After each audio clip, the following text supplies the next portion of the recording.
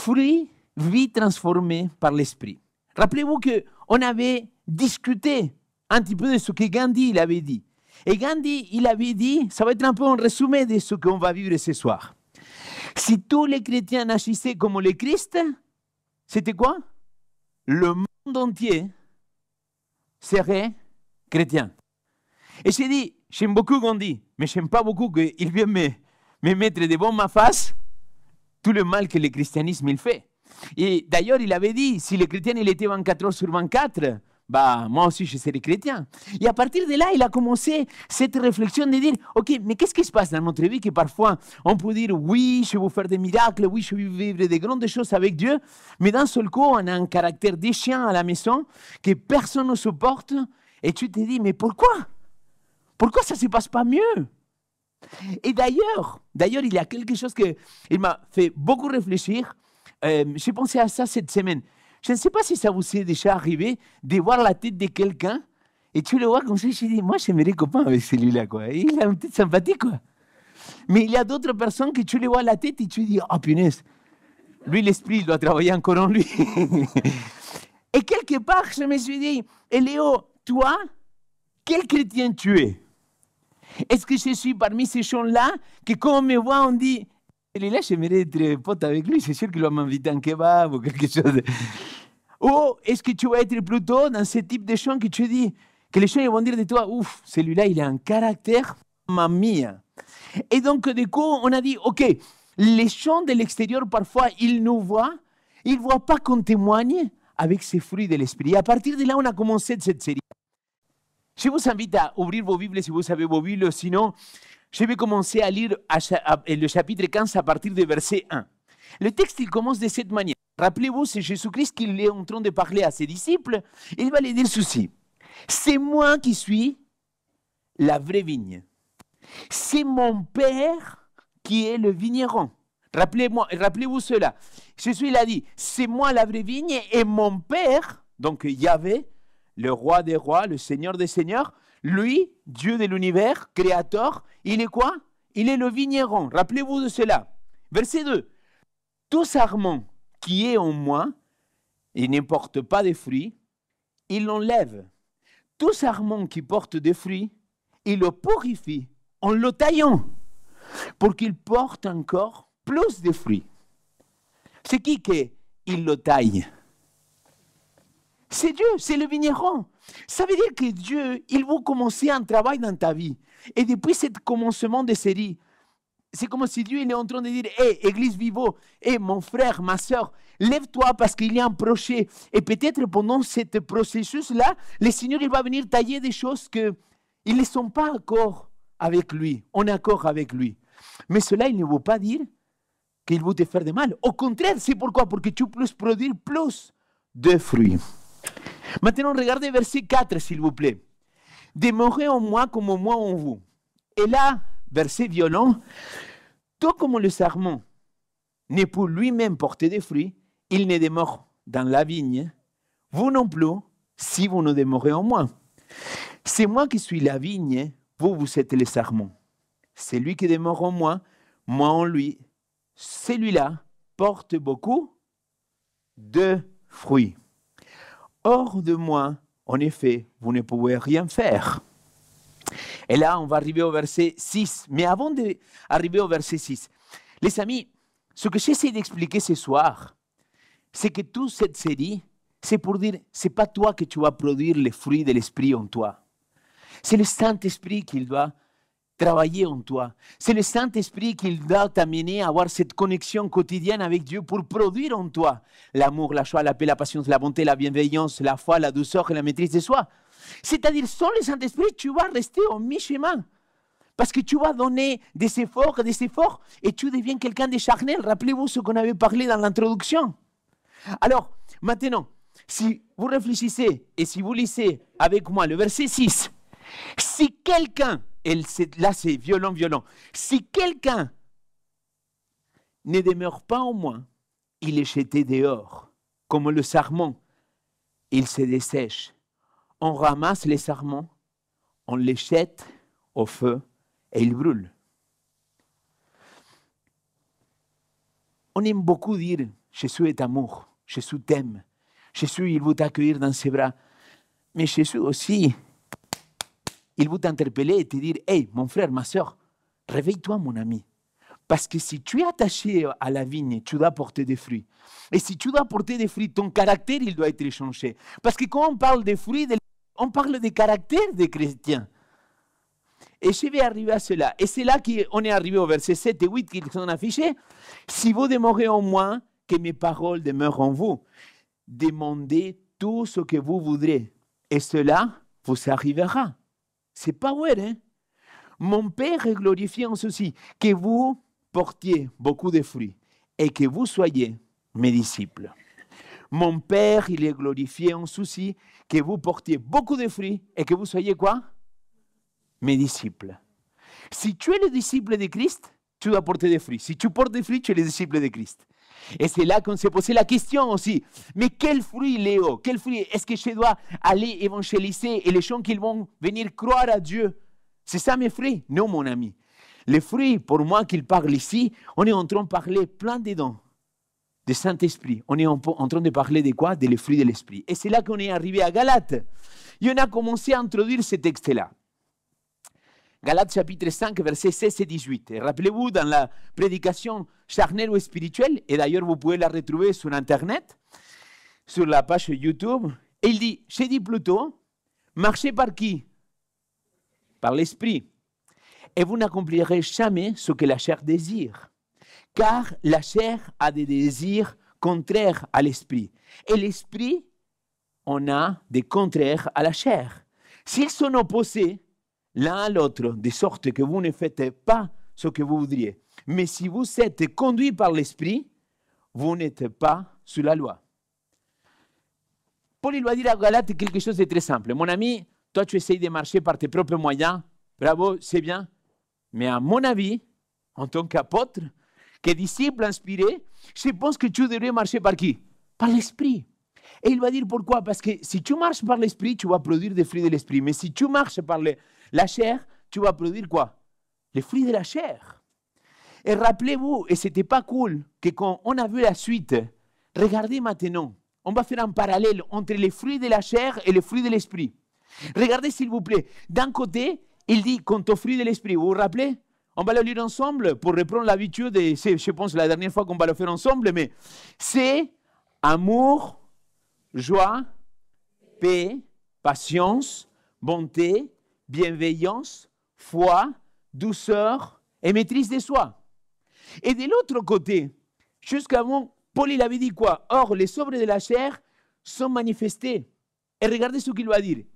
Inconduite sexuelle, impureté, débauche, idolâtrie, sorcellerie, hostilité, dispute, passion jalouse, fureur, ambition personnelle, division, dissension, envie, beuverie, orgie et d'autres choses semblables. Il a fini même pas de les énumérer. Et là, ça vient la petite claque de la soirée. Désolé de le dire comme ça, mais soit tu produis les fruits de la chair, soit tu produis les fruits de l'esprit. Et là, tu te dis, non, mais Léo, je peux produire quelques fruits de l'esprit et quelques fruits de la chair. Mais dans les deux cas, tu es charnel. Parce que l'être charnel, dans ce que nous, on avait défini, c'est celui qui va faire ses propres œuvres pour aboutir à quelque chose. Mais si l'esprit, il est en toi, et tu marches par l'esprit, alors il va te pousser à faire de bonnes œuvres. Il va te pousser à faire les fruits de l'esprit. Mais de l'autre côté, tu as les fruits de la chair. Et c'est là la tension du christianisme. Et d'ailleurs, je suis en train de penser si je ne vais pas faire une série sur Éphésiens chapitre 4, le vieil homme et la nouvelle créature. Vous connaissez ou pas? Mais je l'ai écouté d'un prédicateur, donc je me suis inspiré de quelqu'un à ce moment-là. Mais dans les deux cas, les amis, sont deux choses opposées. Soit tu marches par l'esprit, soit tu marches par la chair. C'est clair. Paul, il ne laisse pas de doute. Alors, qui est Dieu finalement?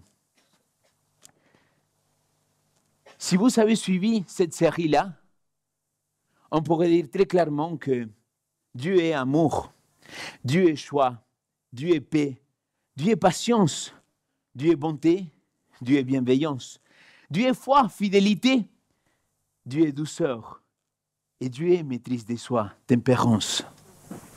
Dieu, il est tout ça. Alors, regarde, il y a quelque chose qui m'a interpellé. Il y a quelques temps en arrière, j'ai parlé avec un ami. Et cet ami-là, il m'a dit, tu sais Léo, l'ennemi, il peut reproduire les miracles que Dieu fait dans la vie. C'est-à-dire, l'ennemi, il peut faire un miracle, il peut guérir quelqu'un, il pourrait tromper les gens. Il dit par contre, il ne peut pas avoir le fruit de l'esprit. Parce que le fruit de l'esprit, c'est quand l'esprit il est en toi. Donc quand l'esprit il est en toi, il y a quelque chose qui va se générer. Et quand toi tu es métamorphosé, ton caractère change. Parce que c'est de ça qu'on parle, des caractères. Le caractère de tout chrétien, il devrait être métamorphosé à la ressemblance de Jésus-Christ. C'était avec Disley. Tu vois, c'est parce qu'on était à distance, donc je t'ai dit un truc, tu vois, comme à la télé, et vous avez répondu après. Et ce matin, j'ai lu un passage d'Apocalypse qui dit, le mot Amen, ça ne veut pas dire tout simplement qu'il soit fait ainsi. J'ai lu, dans le commentaire biblique, il disait, c'est une démarche dans laquelle tu dis, je m'engage aussi à vivre cela. Ah voilà, bravo. Alléluia. Alors, si Dieu est fruit de l'esprit, parce que l'esprit, c'est lui qui produit tout ça en nous, quelque part maintenant, mon ami, regardez ce qu'il va dire Paul, que c'est lui qui l'a écrit aux Galates. Soyez mes imitateurs, comme moi, je le suis de Christ. Et là, je vais poser une question. Vous ne devez pas me répondre, mais vraiment pensez à cette question-là. C'est quand la dernière fois que tu as pris les évangiles, Matthieu, Marc, Luc, Jean, les 4 évangiles, et que tu es parti le lire que pour découvrir la personne de Christ, le caractère de qui était Christ. J'ai un ami à moi, un pote, que quand il a redécouvert le Christ, il a pris les évangiles et il a pris tous les passages dans lesquels Jésus-Christ, et il a commencé à noter toutes les caractéristiques de Jésus-Christ. Quel était son caractère? Parce que si tu veux être son imitateur, si tu veux le ressembler, comment tu peux ressembler à quelqu'un que tu ne le vois jamais, que tu ne le connais pas, que tu ne sais pas comment il parle, que tu ne sais pas comment il pense? C'est ridicule. C'est ridicule vouloir imiter quelqu'un que tu ne connais pas. Tu sais, il y a des chrétiens qui disent « Ah, mais qu'est-ce qu'il aurait fait Christ à ta place ?» Mais je ne sais pas, parce que si tu ne lis pas la Bible, comment tu peux savoir qu'est-ce qu'il va faire Jésus-Christ à ta place? Il faut le connaître, cet homme-là. Pour être son imitateur, il faut que tu saches qui il est. Et les amis, j'ai fait la morale à personne. Mais c'est quand la dernière fois qu'on prend le temps de lire les évangiles. Et souvent, quand on lit les évangiles, on dit « Ah ouais, mais cette histoire-là, je la connais, cette histoire-là. » Et moi-même, ça m'arrive parfois d'aller, tu vois, en diagonale, parce que j'ai dit « Oui, je connais ce qu'il dit, là, il dit comme ça, comme ça. » Mais et si, pendant ce qu'il reste de cette année-là, tu prends l'un des évangiles, tu prends toutes les paroles que Jésus-Christ il va dire, et tu penses à comment, d'une manière ou d'une autre, on voit le caractère. Et j'ai regardé quel est si vous voulez, l'origine de mon caractère. Et quand on parle de caractère, ce n'est pas la même chose qu'un tempérament. Le tempérament, on est avec. Vous savez, il y a des gens qui disent qu'on est sanguin, qu'on est colérique. Vous connaissez? Mélancolique, flegmatique. Vous connaissez ou pas? Peut-être c'est que moi, je suis malade, donc je suis un peu endormi, vous aussi, c'est ça? On est tous un peu malades. Ce caractère-là, il est très différent parce que le caractère, tu vas le former à travers les années. C'est un petit peu les différentes choses qui vont arriver dans ta vie qui vont te faire former ce caractère-là. Et nous, on a dit que Dieu est esprit, Dieu est amour, et que le fruit de l'esprit, c'est le caractère de Dieu. Et si nous voulons imiter Dieu, imiter Jésus-Christ, imiter Paul, il faut qu'on aspire au fruit de l'esprit. Vous m'avez suivi jusqu'à maintenant? Alors, le mot caractère, c'est quand on dit que c'est un signe de quelque chose. Il a les caractéristiques de quelqu'un. Et j'ai trouvé ça un clin d'œil magnifique. Écoutez ce qu'il dit, Madame White, Ellen White, auteure chrétienne. Elle va dire quelque chose d'extraordinaire pour moi. Dans le livre Le foyer chrétien. Vous êtes prêts? Les traits de caractère que vous avez cultivés dans votre vie ne seront pas transformés par la mort ou par la résurrection. Vous sortirez de la tombe avec les dispositions mêmes que vous avez manifestées dans votre foyer et dans la société. Je vais lire la dernière phrase, mais c'est... Jésus ne change pas le caractère au moment de son avènement. L'œuvre de transformation doit s'accomplir comme. Ce qu'elle est en train de dire, c'est mon ami, mon frère, ma soeur, si tu as un caractère de chien ici, au ciel, tu auras ce caractère de chien. Ou peut-être. Ou peut-être. Je ne l'ai pas dit. Ce n'est pas moi que je le dis. Et négociez-le cette phrase-là, qu'elle est en accord avec le texte biblique, parce qu'il dit, et rappelez-vous, ce n'est pas qu'Ellen White qui est en train de dire, rappelez-vous que le texte de Galates, il dit, parce que ce qu'ils produisent, c'est la chair, ils ne pourront pas hériter le royaume de Dieu. Donc si tu ne peux pas hériter le royaume de Dieu, il est quelque part en train de te dire, écoute mon ami, Jésus-Christ, il va te sauver, il va te transformer, mais si tu ne le laisses pas te transformer, tu ne peux pas hériter le royaume de Dieu. J'avais un autre pote aujourd'hui, je raconte beaucoup des histoires de potes, je me rends compte, qu'il était en Argentine, qu'il disait, mais pourquoi tu penses que quelqu'un, il va vouloir aller vivre l'éternité avec Dieu? Pourquoi? Si cette personne-là, il ne vit pas en accord avec ce que Dieu il veut. Il va s'ennuyer, il va passer un mauvais moment, parce qu'on vit dans un monde dans lequel il ne correspond pas. Et quelque part, cet ami-là disait, écoute, au ciel, notre caractère, ça commence à se métamorphoser ici. Et vous comprenez pourquoi c'est si indispensable dans ta vie de commencer à laisser l'Esprit à travailler en toi pour te métamorphoser, pour que tu deviennes un imitateur de Christ, pour qu'il puisse avoir l'amour, la joie, la paix, la patience, la bonté, la bonté. Vous avez compris, non? Non, vous n'avez pas compris. Vous comprenez à quel point c'est grave. Ce n'est pas tes œuvres qu'ils vont t'amener au ciel ou pas, parce que tu es sauvé par la grâce en Jésus-Christ. Mais par contre, Jésus-Christ, il dit, mais je suis là à la porte, je me tiens, je frappe, laisse-moi rentrer, laisse-moi avoir une communion avec toi, justement pour que je puisse quoi? Pour que je puisse te transformer. Et je disais que le caractère, c'est un signe. Et regardez ce qu'il va dire Paul aux Éphésiens, c'est toujours le même auteur. En lui, vous aussi, après avoir entendu la parole de la vérité, l'évangile de votre salut, en lui, vous avez cru et vous avez été quoi? Scellé. Je pourrais traduire aussi, au lieu de scellé, caractérisé. Par qui? Par le Saint-Esprit qui avait été promis, lequel est un gage de notre héritage pour la rédemption de ce que Dieu s'est acquis à la louange de sa gloire. J'ai trouvé un lien très beau. On parle souvent que le sceau de Dieu, c'est quelque chose qui n'apparaît que dans l'Apocalypse. Quand je suis rentré dans l'église adventiste 7e jour, on m'a dit le sceau de Dieu, c'est le sabbat. Alors, on ne va pas faire une étude biblique ce soir, mais permettez-moi de remettre en question ça. Pour moi, aujourd'hui, le sceau de Dieu, ce n'est pas le sabbat. Le sceau de Dieu, c'est le Saint-Esprit.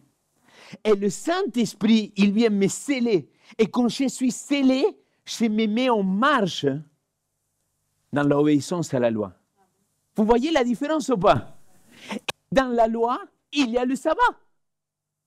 Et c'est pour ça que Paul, en Galates, il finit le texte en disant, vous vous rappelez, Galates chapitre 5, juste pour vous le lire à nouveau, il finit en disant quoi? Il va dire, et moi, mes amis, il va dire, mais toutes ces choses-là, il n'y a aucune loi qui sont contre elles. Parce qu'il y a les fruits de l'esprit. Et une fois que les fruits de l'esprit viennent dans ta vie, quelque part tu es amené à obéir à cette loi-là.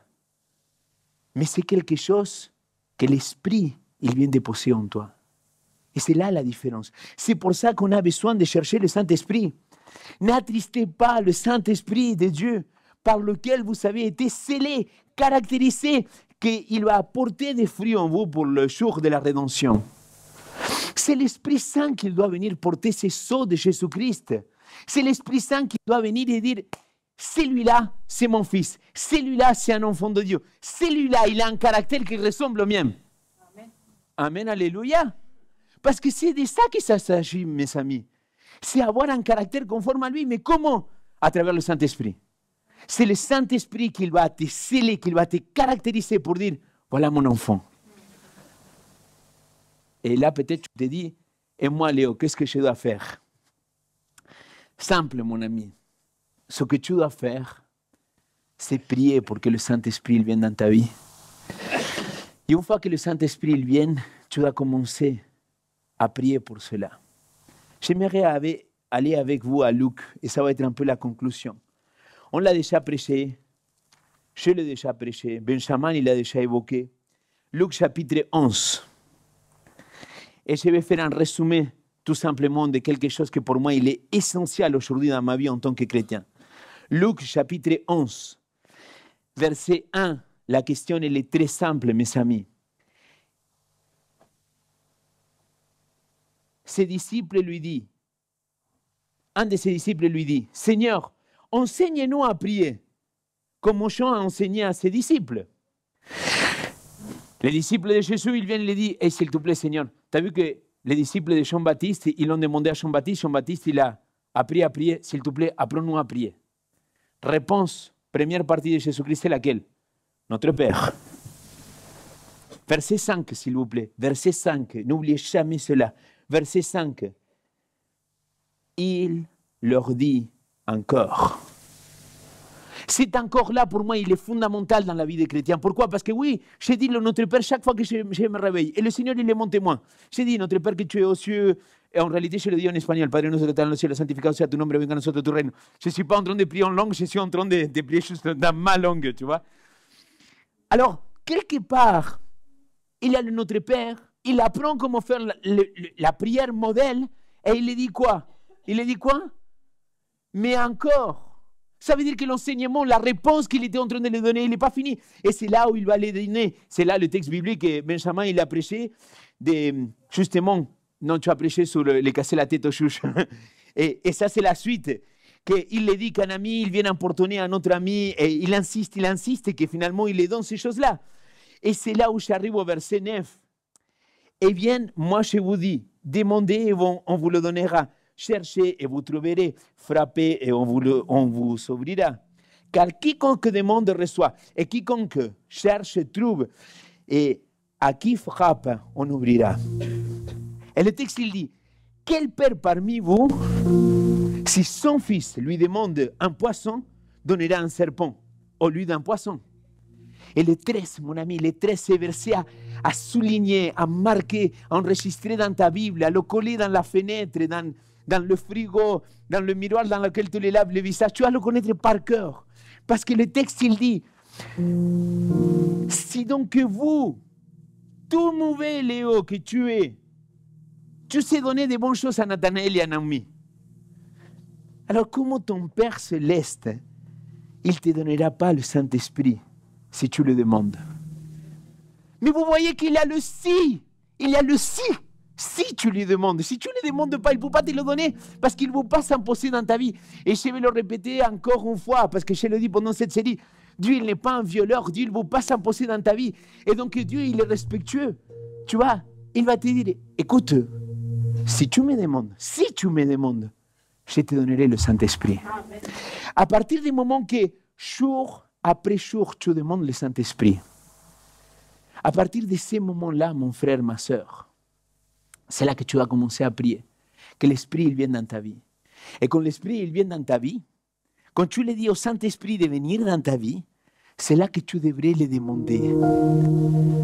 De commencer à te donner ces fruits de l'Esprit. Il y a un ami qui est venu, c'est un psychologue très connu en Espagne. On s'est fait amis ici. Et il est pasteur aussi. Et sa thèse doctorale, il l'a fait sur l'importance justement de tous les processus inconscients de notre esprit. Et lui, il expliquait quelque chose que je suis incapable d'expliquer, mais il a dit que quand on se réveille, il y a on dit quoi, les gamma, alpha, vous voyez, les trucs qui se passent dans le cerveau. Et il dit que quand tu te réveilles, quand tu viens de te réveiller, il disait, je vous invite à faire ça pendant plusieurs semaines. Première chose que tu fais quand tu te réveilles, avant de choper ton attel, réveille-toi et dis, Père, donne-moi ton Saint-Esprit aujourd'hui et qu'il puisse produire en moi les fruits de l'Esprit. L'amour, la joie, la paix, la patience, la bonté, la bienveillance, la foi, la douceur et la maîtrise de soi au nom de Jésus-Christ. Amen. Il faut faire que ça. Mais il disait, cet homme-là qui s'appelle Antonio Martinez, il disait, il faut que tu le fasses dès le moment que tu te réveilles. Dès que tu ouvres les yeux, que tu es en train de te réveiller, bah dis-le. Dis-le. Et pendant la journée, parce que c'est vrai ce que tu disais, Myriam, finalement, si on est là, on a écouté toute cette série-là, et il n'a pas de fruits, bah Seigneur, pardonne-nous, quoi. Pardonne-nous parce qu'on est à côté de la plaque, quoi. On est dans le caca total, les amis. Parce que soit tu produis les fruits de l'esprit, soit tu produis les fruits de la chair. Et je ne sais pas vous, mais moi, je vais vous produire les fruits de l'esprit. Alors, vous comprenez pourquoi pendant toute cette série-là, nous avons ouvert les mains. On a prié à Dieu de nous donner chaque samedi un fruit de l'esprit. Parce que c'est lui qui doit venir déposer en nous. Mais c'est nous qu'on doit le demander. Alors, ce soir, je vous aimerais vous inviter à vous lever. Et on va, pendant qu'il y a la musique, on va laisser un petit moment, un tout petit moment, dans lequel je voudrais que vous-même, vous puissiez dire cela. Les amis, je sais que c'est quelque chose qu'on ne fait pas de nos jours, mais est-ce que pendant ces 10 semaines, vous avez appris par cœur le fruit de l'esprit? Je ne veux pas vous lancer des challenges, mais Naomi, ma fille, elle les connaît par cœur. Hein. Elle a 7 ans. Nat, il les connaît bien. Si tu l'aides, il te les dit les 9. Est-ce que toi, tu les connais? Tu te dis, Léo, mais pourquoi c'est important de les connaître par cœur? Parce que quand tu vas te réveiller demain matin, à première heure, il faut que tu les dises par cœur. Il faut que ça vienne naturellement. Alors, ce soir, j'aimerais vous inviter à qu'il y ait un premier temps dans lequel c'est toi que tu le demandes à Dieu de te donner le Saint-Esprit pour qu'il puisse vivre en toi. Et ensuite, la deuxième chose, tu lui demandes, Seigneur, aide-moi à vivre et à te ressembler selon les fruits de l'Esprit. Et ensuite, je vais faire une prière de bénédiction pour chacun de nous. Ça vous va? Alors, le ciel, levons les mains vers le ciel et disons cette prière personnelle de chacun de nous à notre Seigneur.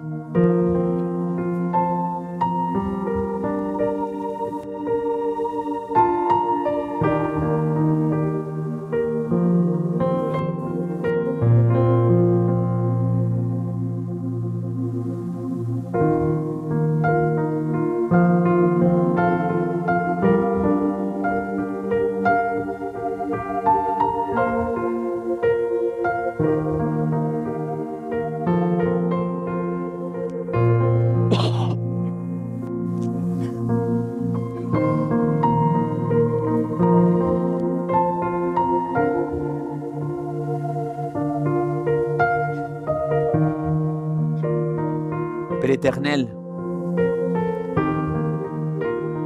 pendant plusieurs samedis, cette église-là, avec des personnes qui viennent d'ailleurs, mais cette communauté, même les gens qui nous suivent sur Internet, on t'a prié, Papa, pour que ton Saint-Esprit puisse venir en nous, pour que ton Saint-Esprit puisse venir transformer nos vies, Seigneur. On a prié, Seigneur, pour que ton Saint-Esprit puisse nous sceller, qu'on puisse avoir les caractéristiques d'un véritable chrétien, de quelqu'un qui a les caractères qu'il est semblable au tien, Seigneur.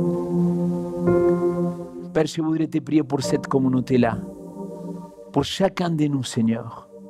Que ton esprit il puisse verser sur nous, qu'on puisse, avec les yeux fermés, visualiser que tu es en train de verser dans la vie de chacun de nous l'amour. Qu'on puisse le sentir, Seigneur, qu'on puisse sentir la joie, la paix, Seigneur, la patience, la bonté, la bienveillance, la foi, la fidélité, la douceur et la maîtrise de soi, Seigneur. Que cette communauté puisse être remplie de ton esprit selon ta promesse. L'apôtre Pierre, il a dit, et la promesse est aussi pour vous, la promesse de ce consolateur. Que ton Saint-Esprit puisse descendre sur nous. Et que pendant la fin de cette année 2023, on puisse témoigner comment ton esprit il a commencé à nous métamorphoser, à nous transformer depuis l'intérieur, Seigneur. Je sais que tu veux préparer ton Église pour de grandes choses pour l'année 2024. Mais on a besoin de cette transformation intérieure, de cette transformation spirituelle. Que ton esprit il soit avec chacun de nous. C'est ma prière au nom de ton Fils Jésus-Christ. Amen.